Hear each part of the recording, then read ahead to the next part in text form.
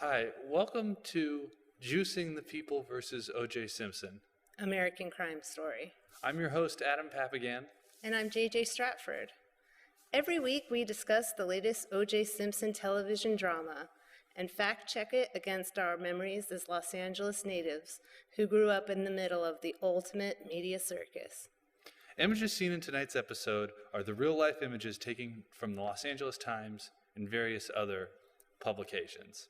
So, JJ, before we jump into what happened on this week's episode and what's going on in the world of OJ this week, there's one part in the episode last night that I liked. Remember when Marcia Clark and Christopher Darden were having a drink in her office? Oh, yes. I like she that. had tequila and she had whiskey in her desk. Well, we here at Juicing, we've got some orange juice. This is from our new sponsor, Farm Box. Check them out online. We'll link to them on the Facebook page and in the YouTube video if you're watching. There'll be a little link down in the description. But they've touched on this in the TV movie and in the series. OJ liked OJ. So we're just going to... And we do too, apparently. Yeah. Apparently. You don't like orange juice? Well, now that we have a sponsor, I like orange juice a lot more. Well, Farm Box has many, if you don't like orange juice, they have a lot of other great stuff. They'll deliver produce right to your door every week, fresh produce. Now, is this cold-pressed orange juice? It's definitely fresh squeezed. You can see all the pulp and artifacts in there. It's going to be great. I can't wait to Ooh, it smells drink fresh. This. Yeah, Should it we is. toast? I mean, yeah. Here's to show about murder, but yeah, what the hell? Here's to the juice. Juice it up with Farm Box. So what's on the docket tonight? Well, we've got a lot to cover. We're in the fourth episode of The People versus O.J. Simpson, American Crime Story. Mm-hmm. This is probably my favorite episode so far. Oh, really? Yeah, I love this one. Oh, because you're a fan of the Dream Team, that's why. I love the Dream Team. I love the Dream Team. Well, you got your full dose in this one. Yes, ma'am. So, should we get to the week in OJ news? Yes, this week in OJ news. So this was inevitable. A lot of the people involved, the real life people involved in the trial, are coming out and giving their 2 cents. They think that they're Adam and JJ or something. They just give their opinions. But we just, before the show, watched an interview with Khloe Kardashian. She's very magnanimous about it. She said she liked the show, but they got some stuff wrong. Like they never chanted Kardashian. And that the suicide, OJ's almost suicide, was actually in Khloe's room, not Kim's. So it's Khloe that's destined for fame. They all are. They're all very famous. They are. Speaking of the not so famous, the Goldman family has also come out, and they are furious with the show, or it's just making them feel uncomfortable. They weren't contacted, and they think that they're not really going to be a part of this story this go around. Yeah, I could see that. They're pretty against the whole situation, though. Even before the movie, they've been very vocal about wishing that this didn't happen. So I'm sure that this is kind of a little salt in the wound. It's a little bit hard for them to move past it because it keeps coming up. Mm-hmm. Every decade, OJ comes back and takes over the media, so it's kind of hard for them to think of the future. Yeah. If he's always there. And he will always be. Apparently. I think so. Yeah. He is staying, because the real OJ, he's a murderer, he can't be famous. So now we just have the story of OJ. That has to suffice. And after this program, then there's another documentary, and there's already the 30 for 30. It just keeps going and going. They just keep juicing it for all it's worth. Juicing it for all it's worth. Speaking of which, Kato Kalin has his own commentary show now. He does? He does, yes. Oh. Every week, he reviews the show kind of like we do. It's on the New York Daily News. If you follow him on Twitter, he posts his articles. I wasn't aware that Cato could write, so that's interesting. Well, a ghostwriter. Oh. That's a theme in the O.J. Simpson trial. It's all ghostwriters. A show about the ghostwriters. Yeah. Oh, that should be the next one. A ghostwriter show. Yeah. No, but Cato's also really unhappy with the new series. He thinks that they have made him into some kind of buffoon, and he's more like Garth from Wayne's World than he is Cato Kalin. That's an apt description. Has he ever looked in the mirror? He is a buffoon. Like they didn't really have to do much to. I like Cato. I love Cato. Cato's the California guy. From Colorado. I know, but most California guys aren't from California. He does embody the California spirit. Yeah. And he's, as you said before, the comic relief. If he lightens the load of this brutal murder. Mm-hmm. Double murder. Double murder. Sorry, Ron. And Nicole. So one other thing we need to clear up in our own, because we fact check the series, and we don't want all this Hollywood mumbo jumbo to obscure what was such an important part of the 90s. Some of you might know I lead an O.J. Simpson tour of Brentwood. Check ojtour.bigcartel.com for future dates. But one of the guests on the tour a few weeks ago took a picture of the condo, the one right behind us, Nicole's condo, and put it on Instagram. And strangers looked at the geotag and they were like, that's not the right house, it's 879. Well, what they didn't know is that is the right condo. They changed the address to keep strangers who don't know any better from going to it. So there is no more 875 Bundy Drive. It's 871 now, I think, is what they changed it to. So if you see any pictures and you're confused, or you're driving by, you might not find it because they changed the address. But it's the tiles is what really gives it away. Now, before this new TV show, not that many people besides the people that went on your tour would drop by that place. Yeah, I'm sure people come all the time. Oh, you think so? Yeah, now that the show's out? Now that the show's out, yeah, I read an article that people are driving by all the time. And I thought, the tour might be in danger. The tour lives on. No, you don't move there and not expect that to happen. Isn't that part of the real estate? Mm-hmm.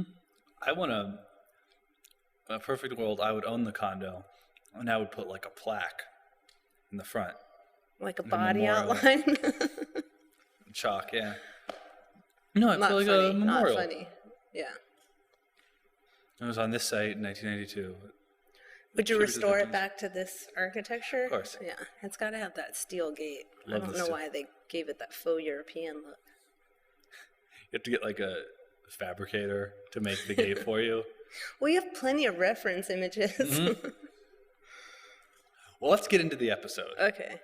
What a week it was. Yeah. In the People versus O.J. Simpson. Heavy on the Dream Team. The show opens up with a flashback. Finally! I was like, this show is going to do flashbacks, but it was just a little tease. The tease flashback. Do you think O.J. was a good dancer? Oh, come on. Yeah. He was cutting it up. He was cutting it up. I thought they always use that CNC Music Factory song. It's so, default 90s song. But I thought it would have been more effective to the story if it was LL Cool J's Mama Said Knock You Out. Mama said knock you out. Yeah. I know. I might as well.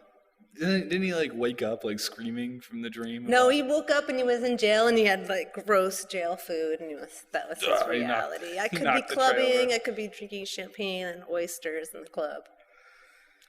But no. Shouldn't have killed her. Shouldn't have killed her. So this episode was all about the Dream Team. The biggest actors on the show are the Dream Team. Yeah. So that makes me like them even more. Did you notice, I thought a nice little, well, they did a couple nice I'm little... change the slide. Speaking of Dream Team. There's Johnny Cochran. They do a good job on the show of putting in like little references that they don't, they don't like dive into. Like kind of little subtle things. Oh, yeah. That's kind of like the style. I like it, though. I think it works well. 2 little Easter eggs I noticed. Mm-hmm. I noticed one, too. Okay. Well, when they were having breakfast, F. Lee Bailey is drinking a Bloody Mary because he's an alcoholic. Oh. Maybe he got the DUI. And I don't know that story. Yeah, they mentioned it in, I think, the second episode real quick. Mm-hmm. F. Lee Bailey got a DUI, and Robert Shapiro represented him. It was the longest DUI trial in California history. Is that how they became friends? Yeah, or they probably knew each other for the bar association or something. Just lawyer clubs? Yeah. So is that. And then when they got the Jewish cuisine from Nate and Al's to show how different their style was from Johnny Cochran's style. Oh, yeah. Salmon and whitefish bagels. They also did it when Ito's wife is signing the spousal conflict form or something. Yeah.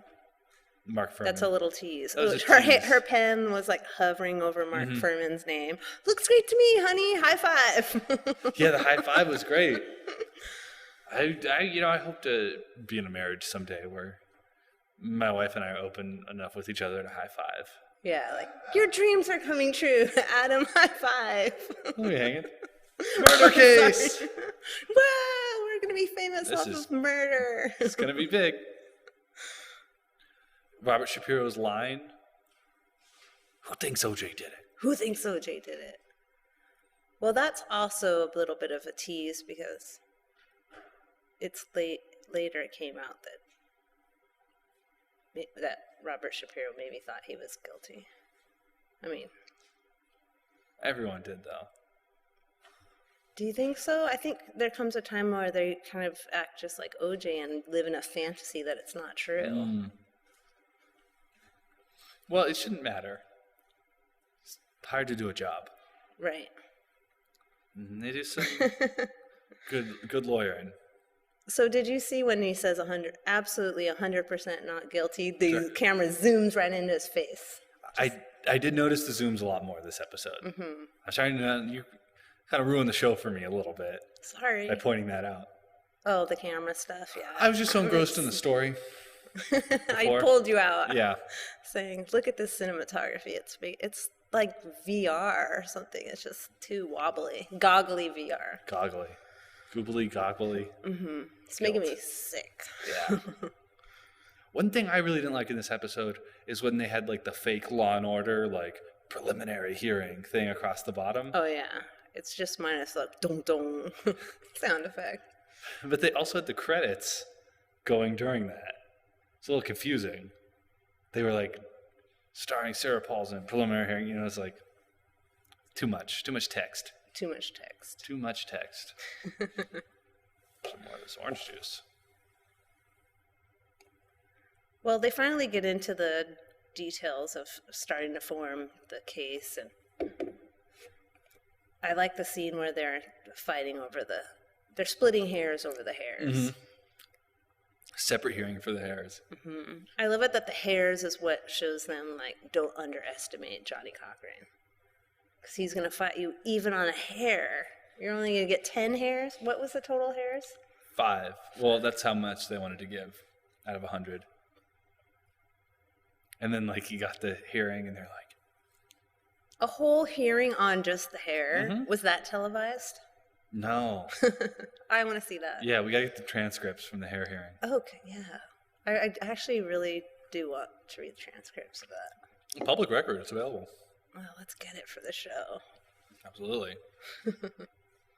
So, after the hair scene, Johnny visits OJ in jail and kind of And then it becomes fan fiction. You think so? Yeah. I ain't eating this slop, Johnny. When I saw you running, I don't know. It was kind of corny. But then again, it's a television movie. TV movies have to have those corny scenes. I thought it worked. I think I love this show. I don't think it's a secret. I love everything about this show. You do? Yeah, even especially the bad elements. Yeah, I like the bad elements kind of get me going. Like when they really, because one thing that's happening a lot in this episode is they're kind of moving the timeline all around just to like make a concise episode. What would you change to make it different? Flashbacks. Yeah, it could use more flashbacks. Yeah. One possible criticism. Mm-hmm. I don't know how they're going to include Nicole, except for her DNA. Yeah, she's not going to be in it. One less actor to hire. Yeah. Who could even take on that kind of role, though? Speaking of which, they really made an update on Ito's wife in the TV movie. His cop wife. His cop wife. There she is in real life. Oh, wait, we go full screen. Yeah. I always forget. We'll start with you. Wait, No, that's our special clip. That's our special clip. Oh, there we go. Can we take the lower thirds off of it?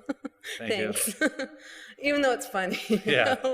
We have to screen grab that. But yeah, there's the real Ito. I'm sorry I'm forgetting his wife's name right now. Yeah, I don't know. Cop lady. But she's going to come up again later. Mm-hmm. She's going to... Should we say what that is, or no? Sure. The series will cover it. The series will cover it. We got to file their pacing. Oh. How do I get rid of that? Okay. Well, whatever. Whatever, exactly. Yeah. Faye Resnick, love her. Yes, I do love Faye Resnick. But I read Faye Resnick's book. How was it? I recommend it. You can listen to it on tape, and it's only like 2.5 hours long. She must have written it like on the way back from the funeral because it came out so fast. But in the show, I feel like they were just putting the cheap parts of her book in it. They weren't really... What other kind of stuff did they have? They just go straight to the Brentwood Hello, which is in the end of the book. I love a good Brentwood Hello. Don't ask me for one. It's you got to be in Brentwood. I don't want to drive all the way across town just for that, but yeah, the Brentwood Hello. That there she is. That's what Faye Resnick looks like. Yeah, I didn't know that's that. when she was on Geraldo. I was just assumed she looked like Connie Britton. Well, she's very... In the show, she's playing it kind of boozy, but from the clips that I've seen of Faye Resnick, she was a little bit stronger than the way this woman Connie is playing it. She wouldn't really let the dream team kind of boss her around. She kind of took control. She was on Larry King, and she doesn't let anything slip by. On Geraldo. She's like calling out Geraldo as being sexist during the interview. Oh, that's really cool. Good. Yeah. Good for her. The Larry King scene. Larry King's so stoked that can do a cameo as himself and relive it all. He's the only one playing himself. Yeah, that's true so far. Yeah, they really messed up not hiring Kato Kaelin to play Kato Kaelin. My other thing I would do, if I were making it, I would make Kato be Kato. Larry King is so old that it didn't matter. Like, he still looks the same because he was old back then. Right. They're not like, you were like... No, just looks just like my old set at CNN. He was probably so happy. The show is messing up the timeline of the Larry King interviews, though. A lot of these interviews that he did were after the verdict. Really? The one with... Robert Shapiro, it's like after. Robert Shapiro wasn't on. Or what's his best friend that they have a falling out? See how much I remember Ron Goldman's name, not really F. Lee Bailey. That's his name. Oh, that was after? Yeah.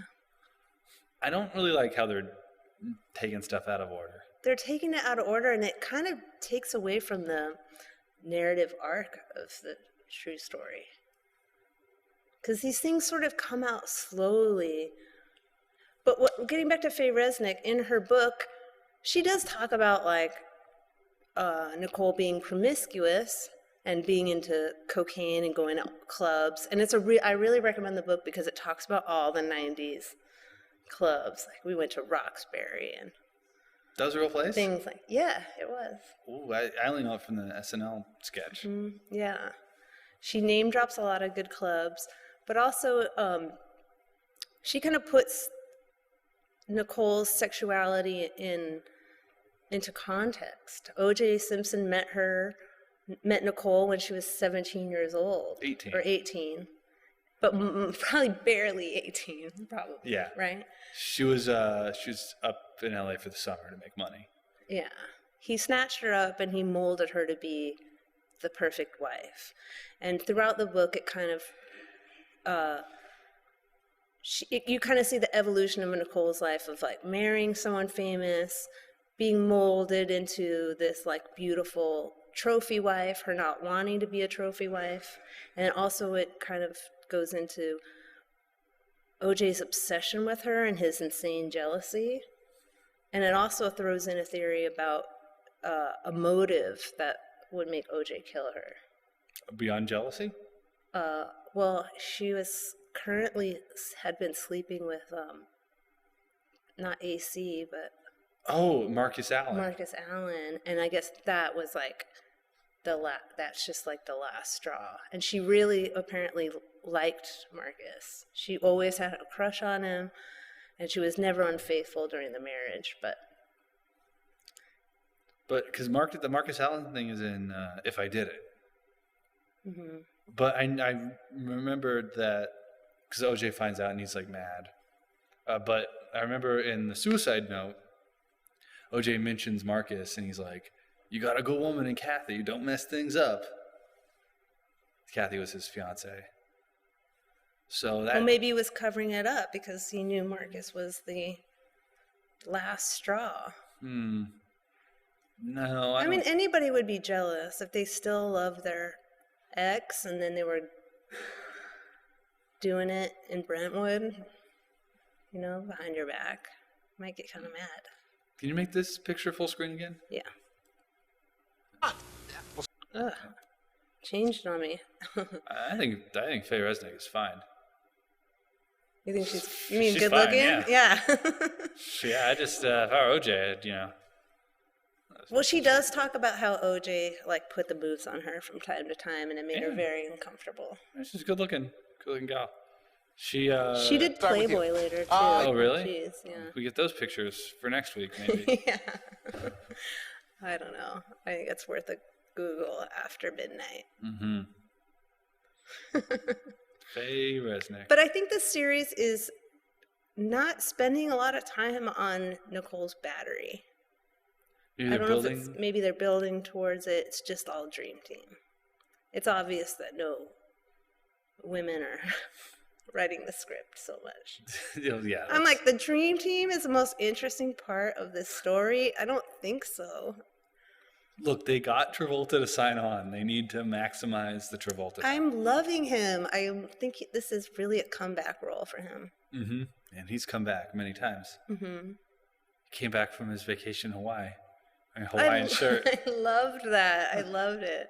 Because, he probably did go to Hawaii. Mm-hmm. He probably did run away from his inevitable guilt. What do you think about Cheryl Ladd in this episode? Is that his wife? Yeah. I like her because she's talking about the 911 phone calls. She's the one who's, like, the voice of the housewives. Mm-hmm. Like, you can't do this. Like, they're kind of making it seem like it's a divide between a racial divide, but it's also a divide between, like, women's rights and people saying Nicole's a gold digger or whatever. Like, there's a lot of, the woman is sort of second in this story. No one wants to believe that she was beaten, poor thing. 911 phone calls. OJ claims, and if I did it, that there's only like one incidence of battery. But now the show is saying there's a lot more, but the show's gotten other things wrong. Not that I believe OJ, but... In Faye Resnick's book, it's something like 20 times. I was like, okay, I think she is exaggerating. And she definitely wrote the book to get the spotlight of some sort. But I don't think that she is the reason why some Colombian drug dealers killed Nicole Simpson. She was living at Bundy. She was living at Bundy, but she went into cocaine treatment 4 days before the murders. And OJ apparently says that it was because of a bad drug deal that Nicole was murdered, because it was like mistaken identity. He was really trying to kill Faye Resnick. Drug dealers would have guns, though. Drug dealers would have guns, and also so many people in Brentwood were doing coke. I don't think they had like a Colombian drug lord cocaine habit. I think they were probably drug dealers' best customers. Yeah, why would you want to kill your best customer? Why would you want to kill them? They probably let you drive their Ferrari. Bad business. Bad business. Good car, though. All right, well, you have here Ito highlighting the book? Yeah, in the show there, Judge Ito is like highlighting Faye Resnick's book. It's some threat to the jury selection, but I bet you he was highlighting the Brentwood Hello. Yeah. He's like, I gotta remember that. Honey, we gotta... I'm gonna move to Brentwood. Well, Goldman's had their first part in the show this week. Thank goodness. I really wanted the Goldmans to be represented somehow. And emotional outburst by... Well, Fred Goldman is so emotional. Every time he would get on television back in the day, he would just make me weep, because he was like the first man I ever saw just like crying his eyes out on live television. He had like nothing to hide. But he does say in the show that Ron seems just like a footnote to his own murder. I would say that's accurate. I would say that's accurate, and I also think Ron Goldman is going to be a footnote in this television show. For sure. So, on our show tonight, we're going to remember Ron. We're going to take a moment to remember Ron Goldman. Some of his life before this tragic murder. Now, your father has a story about Ron Goldman. You touched on it a little bit in the first episode, but I kind of want you to tell us a little more. Oh, sure. So, Brentwood native here. Westwood, technically, but, Brentwood was a short Did you go to school with Justin Simpson? I did, in middle school. Yeah. Not elementary school, which was the age that all this was going on. Unfortunately, would have loved to have been deeper in there, but definitely the settings that they're talking about in the show I'm very familiar with from growing up. And the Mezzaluna restaurant there's not a ton of restaurants in Brentwood on San Vicente, and so that was one of the places you would go. My dad said that Matt claims he never forgets a face, and he was in the Mezzaluna before the murder, and Ron Goldman waited on him, and my dad said that he was arrogant and cocky. Oh. That's how he remembers Ron Goldman. Well, I guess we will see. Oh? I brought in a clip tonight. We're going to try something new on the show. Ron Goldman is one of the most famous guests to appear on Studs, which was a dating show in the 90s that I loved. It was kind of a mixture. Here it is. A mixture of the dating game and love connection. And that's Ron Goldman on the couch. He's gone out on a date with 3 girls, and this is what they have to say about him. So I guess we'll watch it and get a taste of what Ron really was like. Yeah, let's check that out. Let's check it out. You make a good impression on the phone with a woman? I guess so. Maybe get I don't rid like of to talk us. a lot on the phone, so I'm kind of blunt to the point. Let's get it going. Be ready at 8. I'll be there. Boom. Be there. Okay. Yeah. All right. We asked the ladies what their impressions were of you when they talked to you on the phone, Ron. And here's what they said. One of them said, rough, wild, and oh, so sexy. There's the earring. Second Look at lady the said, smile. this guy is mucho macho. This guy can Third lady said, uh-oh, I got a date with Pauly Shook. So one of the girls Uh-oh, I've No, got come on. Say it right. got a date with Pauly Short. Funny, too. Connie. Connie? Oh. What'd you say, Constance? I said this guy is mucho macho. Really? Why?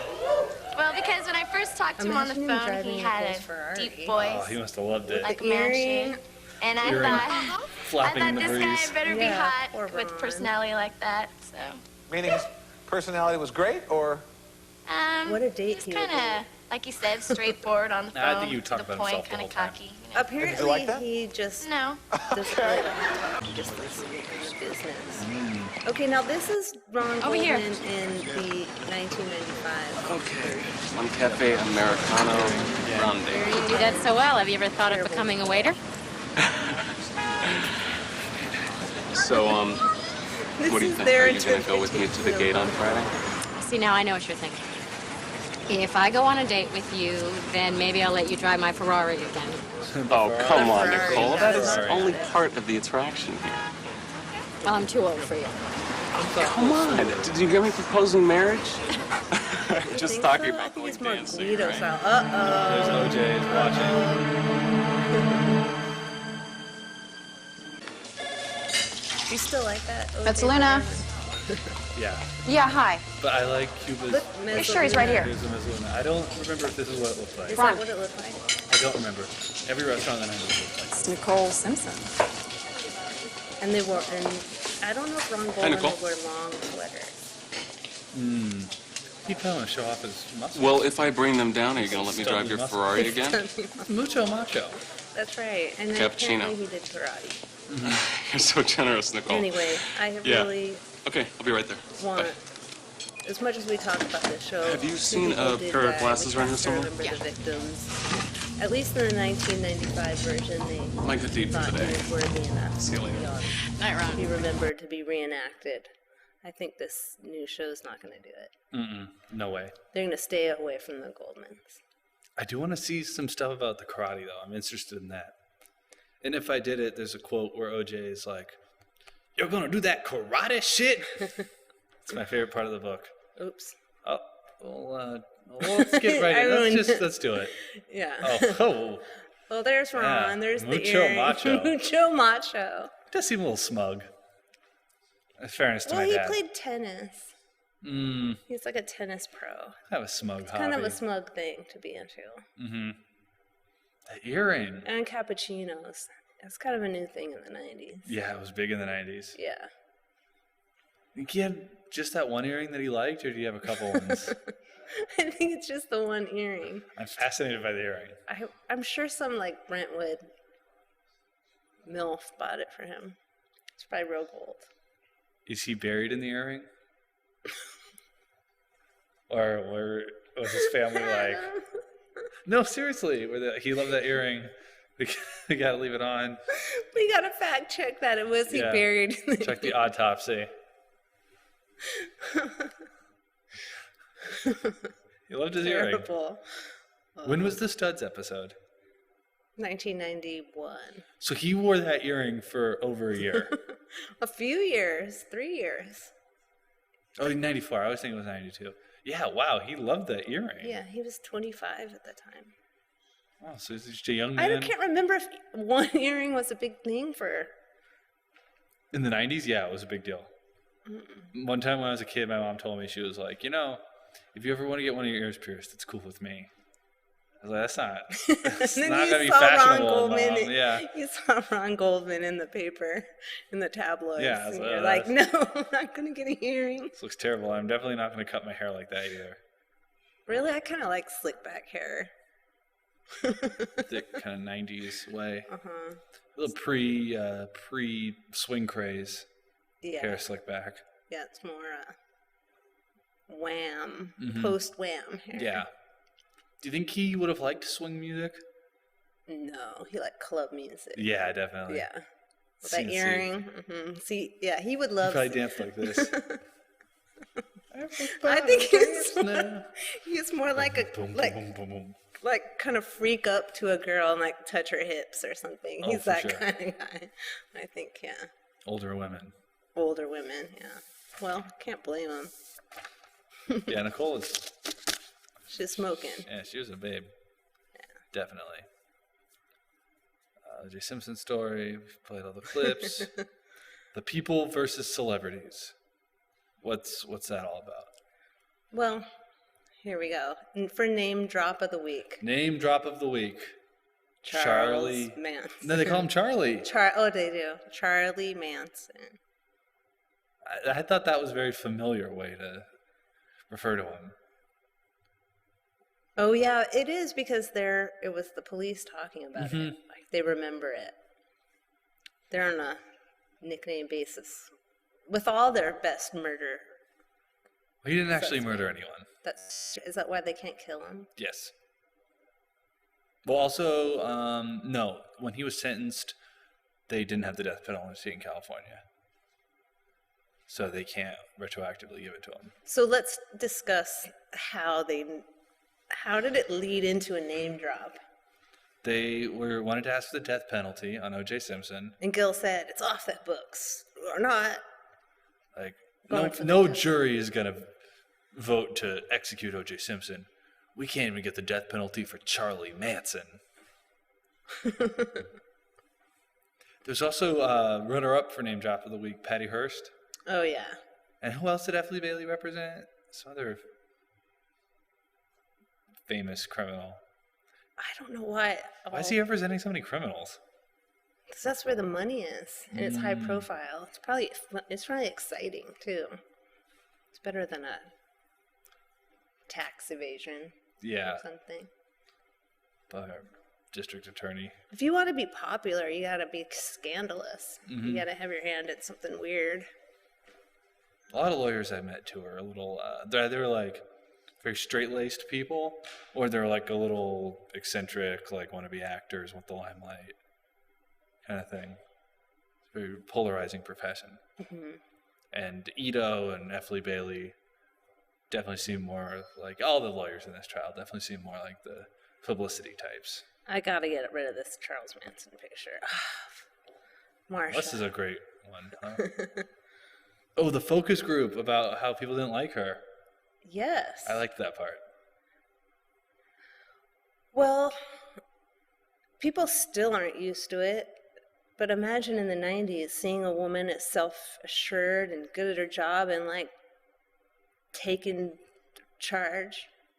Of course they would think their first reaction would be that she's a bitch. This is the plight of Marcia Clark in the entire case. Do you think, though, that she is kind of a bitch, maybe? No, I think she's really strong and really passionate and really believed in the case and hungry for justice. She also was a victim of spousal battery, so I think it also turned a little something in her to really like get justice for Ron and Nicole. Oh, interesting. Yeah. The hair, though. The hair. And they still don't have, they do bring it up. Like, why don't you soften your look? I feel like that was a little bit like, I don't know. The hair, though, that's terrible. I love her bad hair, though. It's just like, I don't care. I'm not a magazine photo. I'm a frazzled, hardworking, underslept lawyer. Divorcee. 2 kids. 2 misbehaved kids. And I'm going up against the dream team. Of course, your hair would fry out of stress. I don't believe her hair is really straight. I feel uncomfortable when I see her with straight hair. Well, you have her book right here. Yeah. If we can get a shot of this. She has the straight hair in this. And then I'm just looking at this now. The back cover of the book is like her neck, and she has a dog tag that says Faith. What's up with that? Did you read this? I'm not done reading that, no. Okay. But it's because that's all she could live on. She knew she wasn't going to win this case eventually. By the time the jury was selected, she knew she wasn't going to win, but she had to have faith in the evidence. So I think that's why she's wearing a Faith dog tag on the back. She's also sitting on a box of files that say the people. Imagine how many boxes there really are, though. Let's get a Freedom of Information Act request. Oh, gosh, I would just those. love to look through those files, wouldn't you? Check out this image of Marcia Clark. Can we go full screen on that one, camera 2? Oops. Look at her in her office. This is in her book. Jim Morrison poster? Yeah, exactly. Dude, this lady was incompetent. She just judging her on no Jim Morrison poster? She's drinking tequila at work. She's smoking in a government building. She's so cool. She's Listening. definitely not a bitch. Listen to Light My Fire. No, I don't. She sings Light My Fire in her head every time she lights a cigarette. I think she's really badass, and of course, everybody always thinks a badass is a bitch, especially a lawyer. I don't like her. Last week you said who doesn't have a crush on her? No, I said that Bill has a crush on her. Oh, I thought you said who doesn't have a crush on Marcia. No, we can watch. Maybe, well, my opinion's changed after seeing that Office. Making you stare at the Office. Okay, imagine. Anyone that likes Okay, you're like, you know, you sit down in the district attorney's office, and you're like, she's like, we're so sorry, but we're going to get the person who ran over your son. And then, like, you look up, and there's, like, Jim Morrison in those leather pants. Are you kidding me? That's so unprofessional. Did she buy that poster? What would you rather she had? What other kind of poster could she have in her office? Poster cactuses or something? I don't know. Or one of those, like, inspirational speech things? Like, Justice will be served. Mm-hmm. American flag. She was... No. Now you know why I was like, this is definitely going in episode 3 of Juicing the People versus O.J. Simpson American Crime Story. No, I just totally see why you did that. Mm-hmm. Just a little bit of reality. Let's remember who Marcia Clark really is. Well, we're almost out of time here.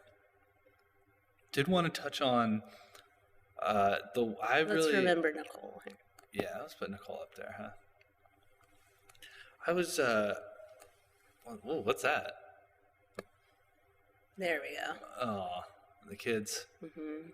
That's too bad. That's probably down in Orange County, where she was from. One thing I noticed on this episode, I think they've been doing a really good job with, at least with OJ, is recreating his outfits. His famous outfits, the mugshot ones. Oh, yeah. And that suit that he's wearing in court. Here's that suit. The green suit, yeah. Well, there's plenty of reference images, so they have to get it right.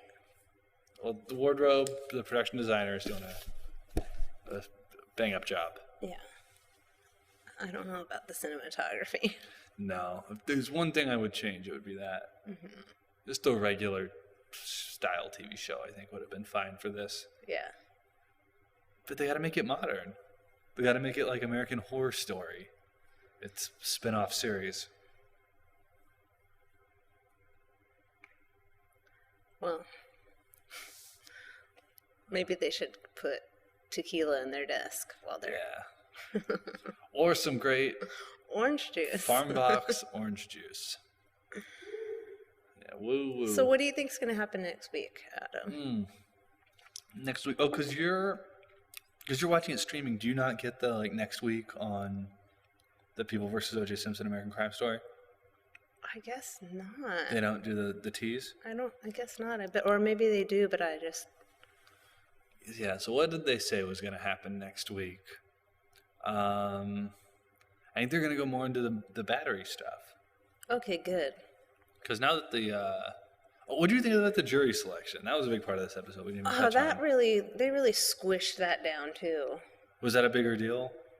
I just feel like that happened over time. And I still feel like, the tabloids played a part in it and the newspapers, but the way the show's making it seem, it just seems like the Dream Team is one who's like stoking the fire and messing with Los Angeles. You hate the Dream Team. Yeah, I really feel like there's no need to go do a press conference about the injustices right away, especially after the LA. Just because I lived through the LA riots, like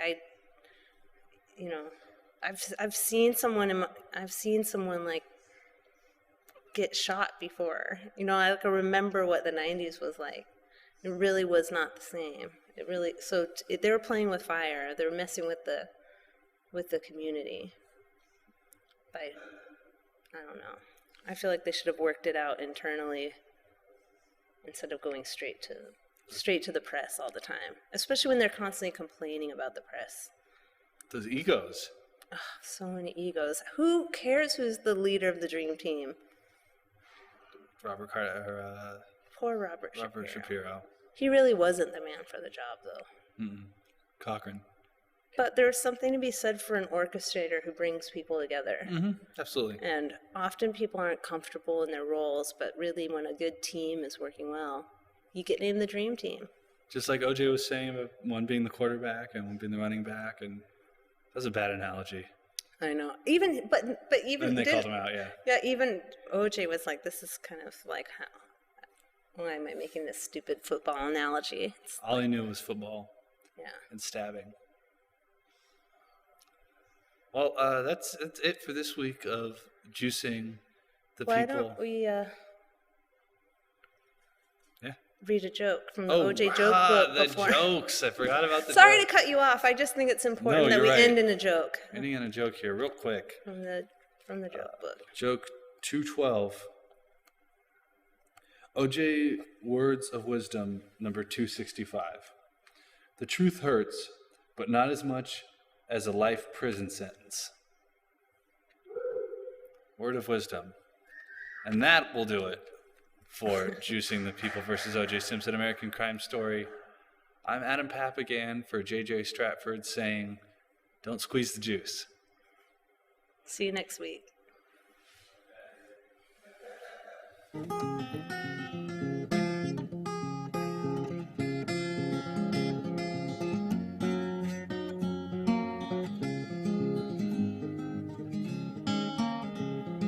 Miss Jones, she weeped, oh,